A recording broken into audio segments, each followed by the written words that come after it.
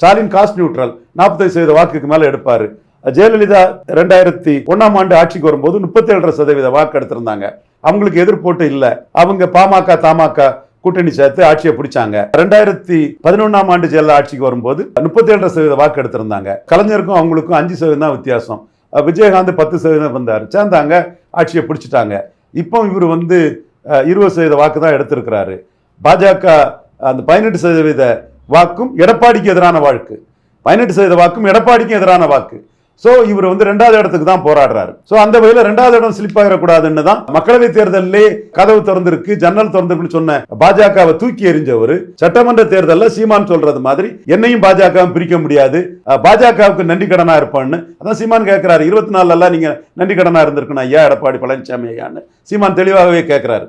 அப்ப சொல்றாருன்னா அவர் 2வது இடத்துக்கான அந்த முயற்சியில பாஜக கூட்டணி அவருக்கு மஸ்ட்னு நினைக்கிறாரு. அவர் அதை உறுதி பண்ணதுக்கு அவரை சிஎம் அமித்ஷா சொல்லிட்டாருன்னா அவருக்கு வெற்றி. அது சொல்லாத வரை அது தொங்கல்ல தான் போயிட்டு இருக்குது. பார்ப்போம், அவர் பின்னடைவோட தான் வந்திருக்காருன்னு பார்ப்போம். என்ன ரிசல்ட்டுங்கிறத நம்ம பொறுத்திருந்து பார்ப்போம்.